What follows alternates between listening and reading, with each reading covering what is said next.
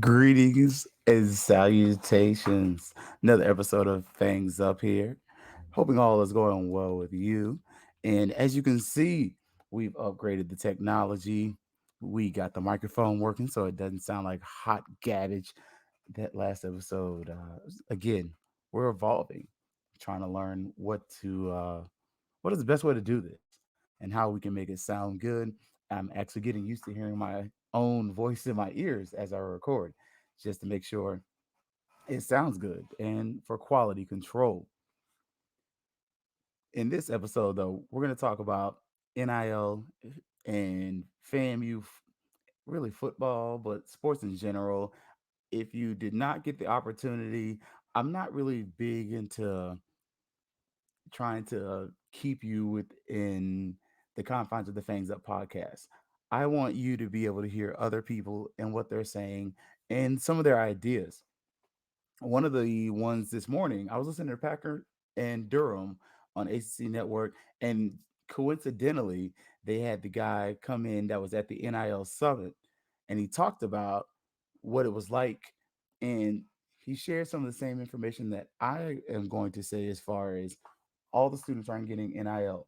All the students aren't getting rich, just like on podcasting. There's only a scant few of us that are making bank. I ain't one of them. And but our FAMU athletes have stated the same. And what I'm going to talk about is just what are some ideas that we can utilize to be able to create those revenue funds and sources for our students. Uh, but before we do that, FAMU did get a few offers in. And if you've seen Coach Risperis today, Buddy's working on his day off. And I'm going to hit this lemonade real quick. It's actually sweet tea. There we go. Hopefully that'll help out a little bit. But Justin Bostic, 5'10, 180 pounds, safety slash DB from Palm Beach Central High School in West Palm Beach, Florida. He's a 2023 recruit. He's going to be offered by FAMU. Didn't see any stars for him yet, but that doesn't mean he's not a good player. That just means that, well, he's 5'10.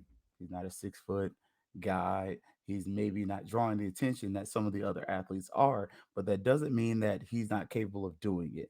And I really feel like if we give him a good opportunity, we're going to be able to see that he may be able to turn into something more. I wouldn't be surprised if he continues to draw some more interest just because he is a South Florida product. We do know students from South Florida, they tend to be pretty quick. They tend to be pretty fast. And you kind of know what kind of athlete you're drawing from that area. Another one is Josiah Brown. He's a 6 foot, 170 pound athlete from Holy Trinity Diocese in Hicksville, New York. He's a 4-star 2024 prospect. And the big thing with him is he's got a lot of offers in. And as you may or may not know, I try to keep it 100. I don't lie to you about it. I don't tell you that a 4-star athlete is going to sign with FAMU. I don't tell you 5-star athletes are going to sign with FAMU. I don't even tell you threes. If a guy's 3 stars and above, I don't know. We'll see. I don't expect him to sign with FAMU, but we do need to be able to draw the attention of student athletes like this. Why? Because one, their friends see it, but two, it starts to kind of set their mind and gives them the idea that if FAMU is a good option for me, why shouldn't I go there? I hate the why not us cry. I'm not crazy about it, but I understand it because you're trying to get the students to look over and say, why wouldn't I go to FAMU? Why did I choose this other school over FAMU? And then it also comes back to that tradition of having transfer students come back to historically black colleges and universities, which is somewhat the norm. A lot of our best players, I've said it before, are the products of transferring from one school and coming to FAMU. So I want to see if we can get some of these students off the cup. And as soon as they are in high school, that we can draw their attention and get them to come over to FAMU. Now, the other thing that is the hot news or was the hot news for last week was FAMU's APR. In particular, it was the football team's APR, which was not very high. It was at a 901. And That's not very good if you understand how APR works. APR is on a score of 1,000, so a 901 is well below the threshold of the top teams, and the medium area you want to be is like a 950 or a 980. Like 980 is good, 950 is okay, but 900 isn't very good. But that's also going to be related to the advent of the transfer portal, players coming in, coming out, and APR is collected over the course of 4 years. So that goes back all the way to the time when FAMU was on probation. So that first time FAMU claimed the national championship because we couldn't go that time. And I said the first time, the second time I don't really claim that. But it's a PR stunt. It was meant to get your attention. And we see the other teams did well though. Like when you're saying the football team didn't do well, that means you're negating that the golf ball team did amazing. They got a 993. The softball team, if I remember off the top of my head, had about a 950. And I was supposed to share that article last night. I'll make sure as soon as I've finished recording this that I do share the article that does kind of give you a little bit of detail and understanding. And it was a very thorough writing by the Tallahassee Democrat writer. And he actually talks about how FAMU and FSU did within that APR area there. And FSU outscores FAMU in most areas, I believe all areas. But we also get the reason why FAMU's APR was so low. And largely it's because of staffing.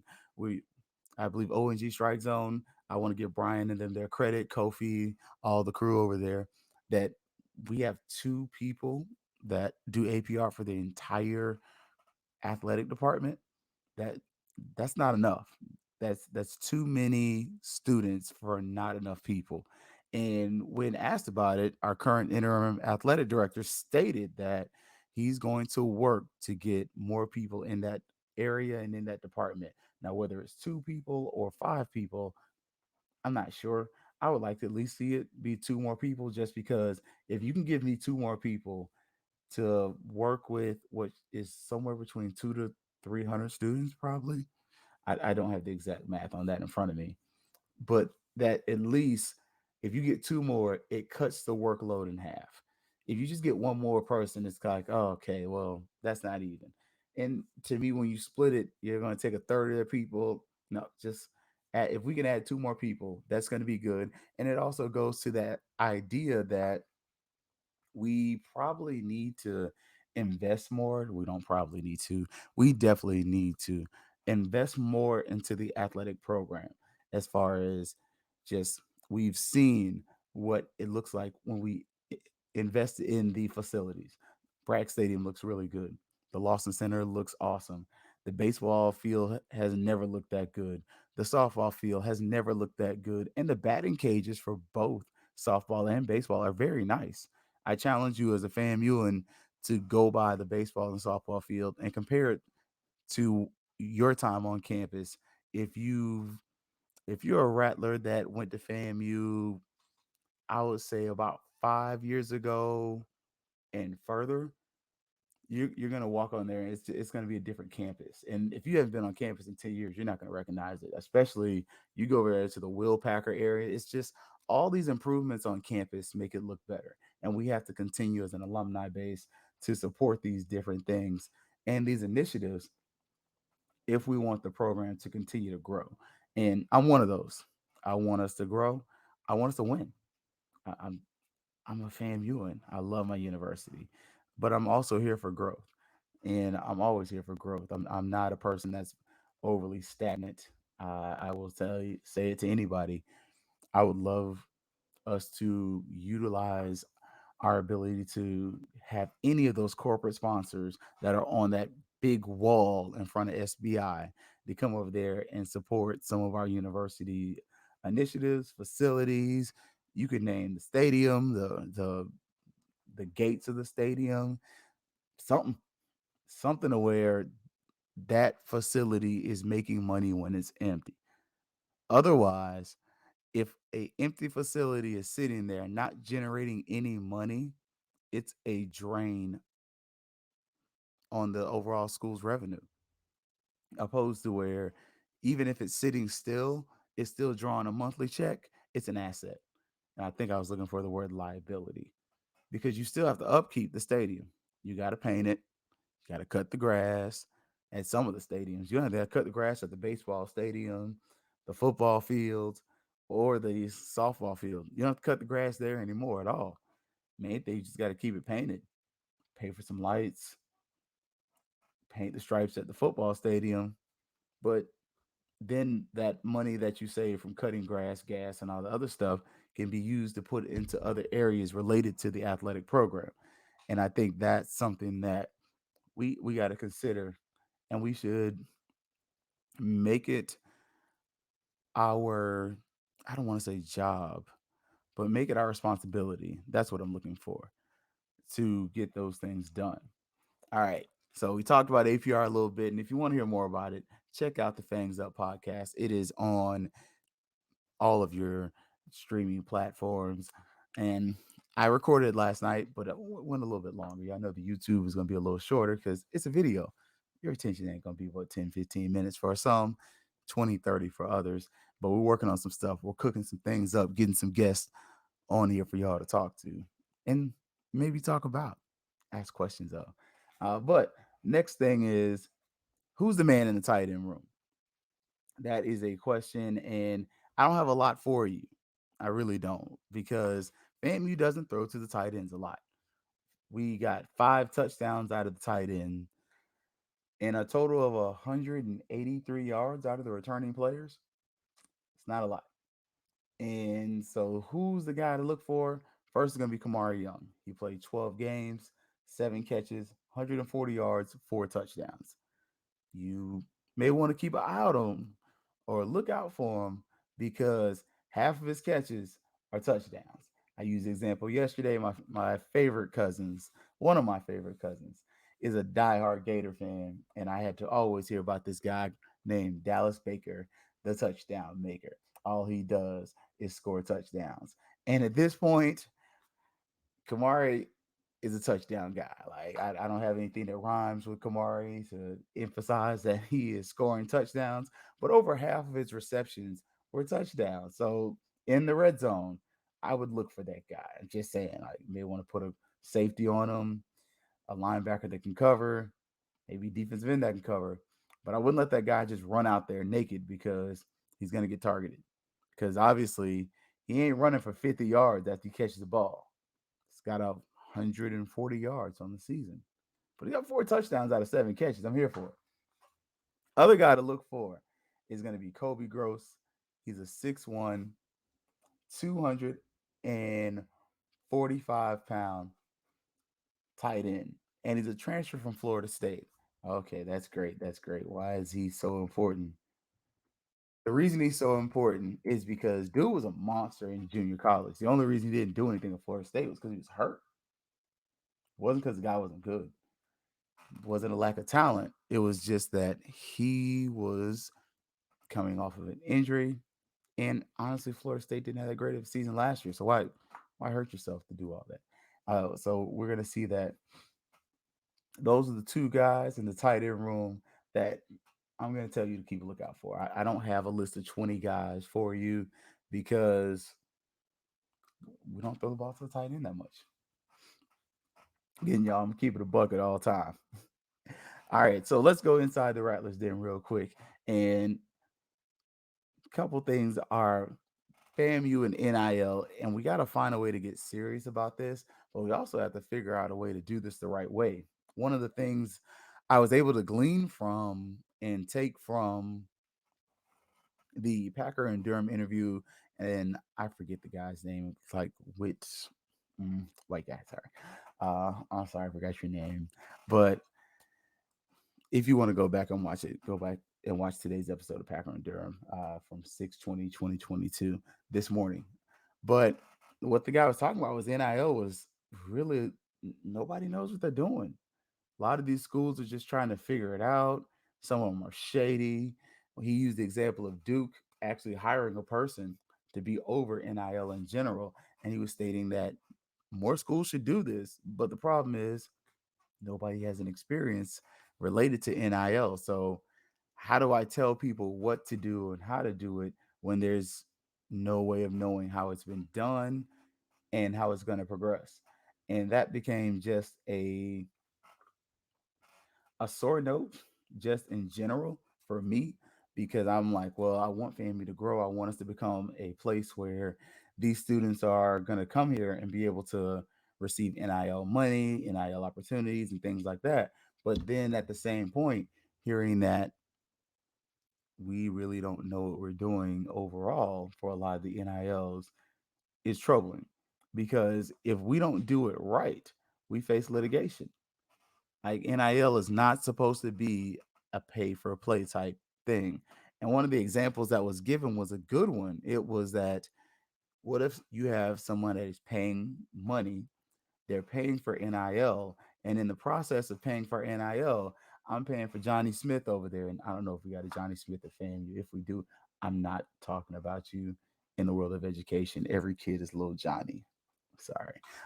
But if I got Johnny Smith here and his freshman year rushes for 1,500 yards, just, this dude's like the best thing since sliced bread. We'll call him sliced bread number two, like the wrestling move. Um, but then his sophomore and junior year is trash.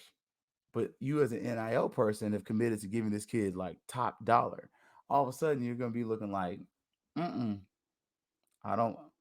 Maybe one, you don't want to support the kid, but two, you may not want to support the program, because you know how some of your cousins are. I want to see how the money is being spent. I want to see where my money's going. Well, my money's going somewhere, and this kid ain't no good. I gave to the program and X, Y, and Z in the third, and now I'm not giving back to the program anymore.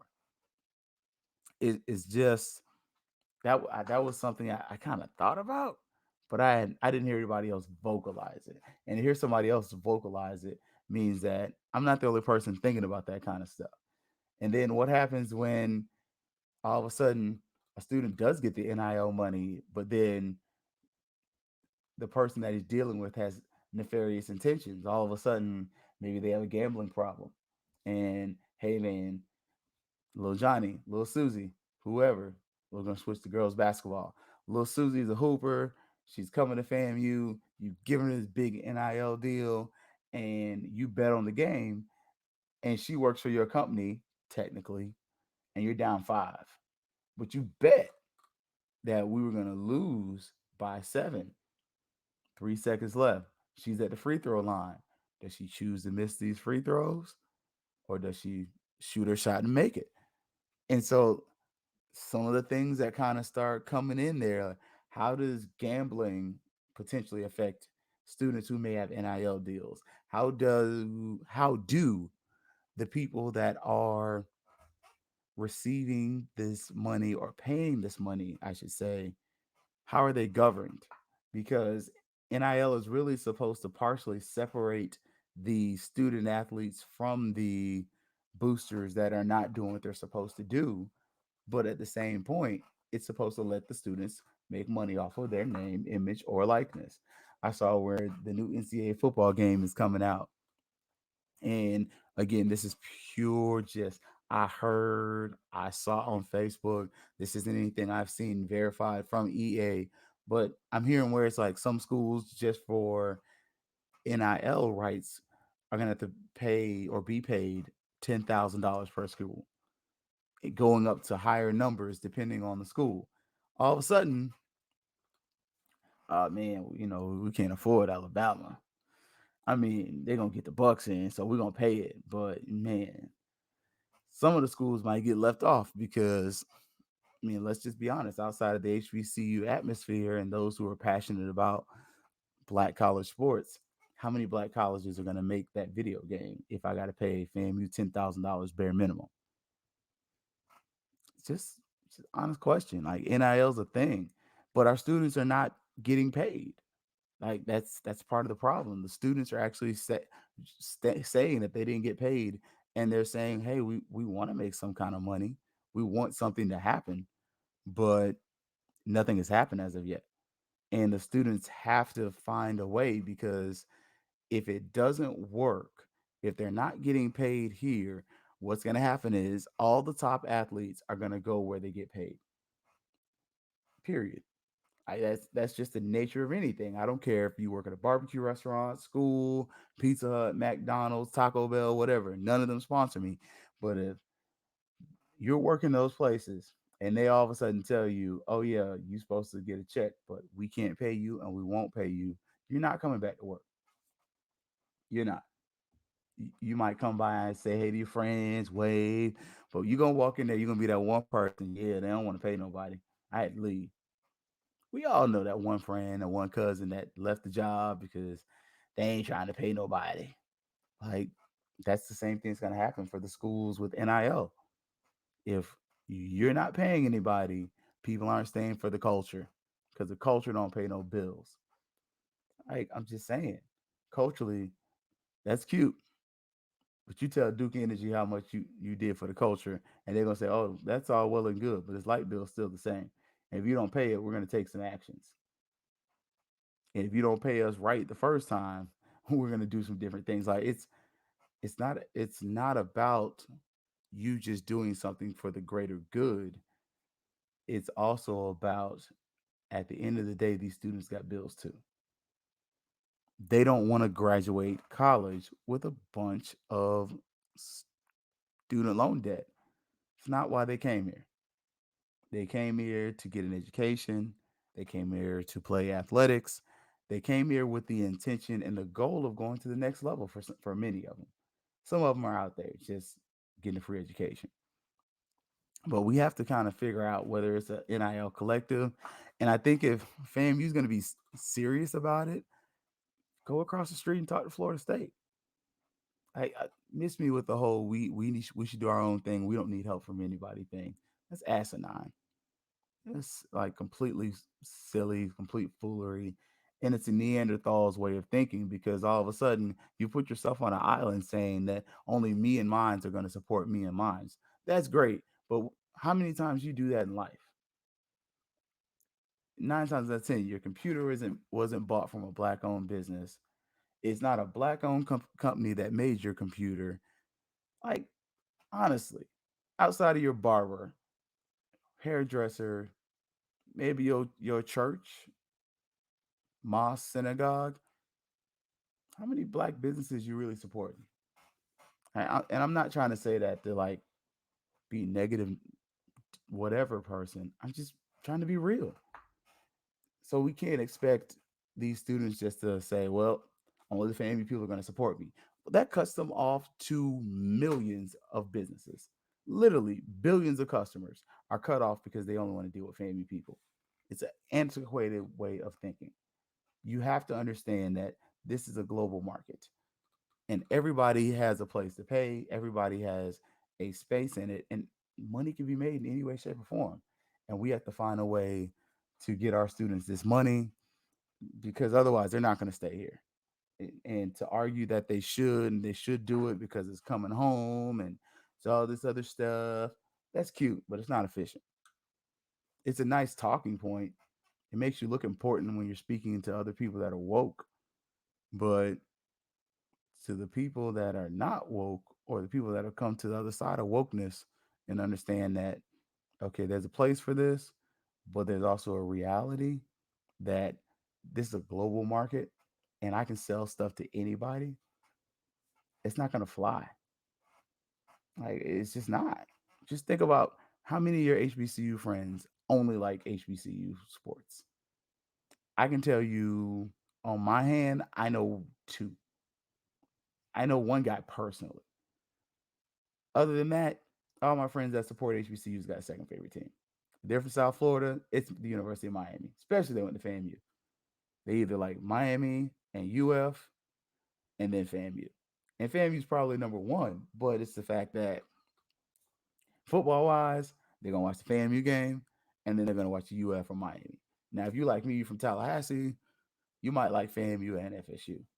But very few people just like one team and only follow that one team in college athletics. This ain't baseball. Baseball, I'm a Tampa Bay Rays fan. I don't mess with the Braves, especially since they left and went up where they went. That was dead giveaway. You didn't want my money. Hey, I'm just saying. Hockey wise, I like the Florida Panthers. I grew up liking the Detroit Red Wings. Panthers come south. I don't like Lightning. So I don't like the Florida. I don't like the Tampa Bay Lightning. I like the Florida Panthers. Like I have one team for most sports. The only exception is the NFL. Really, like you see the Bucks. I like the Bucks. I like the Cowboys. Why do I like both teams? Because the Bucks have sucked most of my life. Like so, to expect our students to limit themselves when you have so many people that are like, "Hey, I might buy your product. I like your product," is just the way to go. We have to find a way to be able to get some of our business minds, somebody out there that has either the experience or the will and the will to learn and the time to take over. Not trying to find just one person, but maybe a collective something, because to just sit up here and stick our heads in the ground and say, well, what we've been doing is how we do things is going to give you the same results that you've been getting. And that is rotating athletic directors, programs that do well for a few years, then they fall off, excluding softball, like volleyball, yeah. Other than those sports, FAMU sports are pretty cyclical. Like football was football was terrible when I was young. That's when Ken Riley was coach. Then we got good. And that was when Billy Joe was there. Billy Joe leaves. We get Reuben Carter. He was actually a good coach. Like I don't think we give him enough credit. Like he suffered from the fact that he followed Billy Joe, but Reuben Carter was actually a really good coach.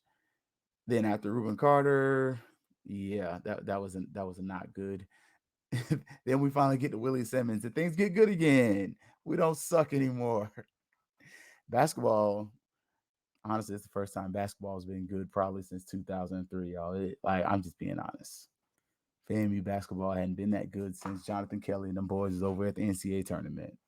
Terrence Woods, all those guys. FAMU baseball, they were trash most of my life. They just got good.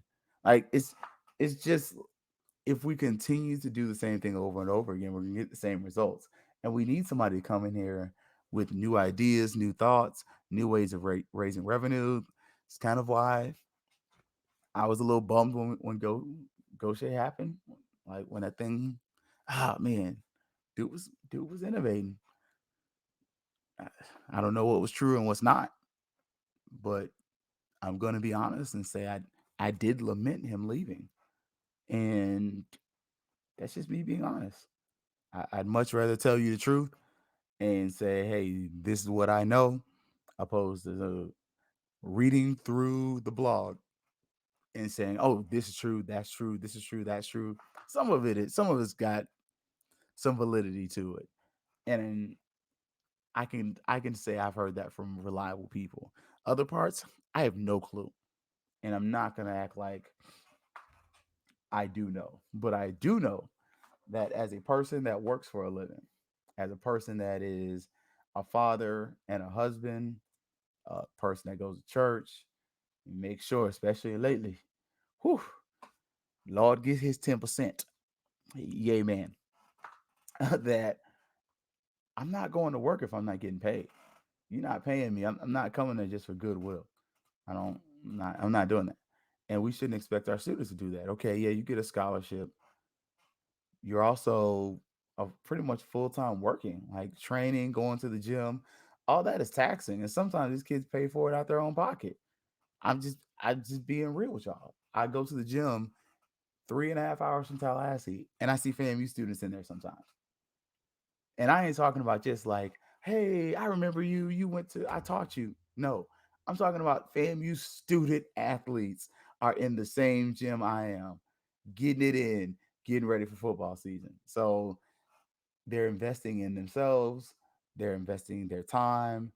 And at a certain point, we have to find a way to get serious about NIL. Otherwise, if we don't, we're going to lose our best and brightest of talent because we see the difference in facilities. FAMU baseball talent has improved. The baseball stadium also looks better. We had high school stadiums that looked better than Moore Kittles. Just being honest. Like, I'll say it again, and you can probably tell I look at my little Twitter page, got a little spat going with somebody. But I love the idea of having our names on our facilities. But I think you do them a disservice to slap their name on a facility that looks like trash. Just saying. But that being said, y'all, that is the YouTube version of the podcast. If you want to listen to audio version, please check it out. It is on any of your podcast platforms. I definitely give a little bit longer to the audio because I just that's just how I feel. Honestly, I'm stealing from Jalen and Jacoby when I watch their podcast and listen. They're always pointing out that the audio podcast is going to be a little bit longer, and I follow that same idea because the audio podcast is probably a lot easier to produce. I don't have to have the whole set and everything like that. But we're gonna have another show this week, y'all. Thursday. I got to get a constant time going. Probably gonna be Thursday nights, going into the football season, and definitely keeping it going on Sunday nights. Probably Sunday morning, honestly. Like Sunday morning, I like to get y'all before church. Like that way I can get it in, then I can have my time with the Lord, and then you can get yours in and you can do the same. Maybe ride your bike, do whatever. But as always, y'all, I definitely appreciate y'all. Looking forward. We got some big news coming up. Got some friends that are going to be joining us and some potential rivals as well. And just continue to grow the show. Thank you for listening. Thank you for your time. And as always, it is going to be Fangs up.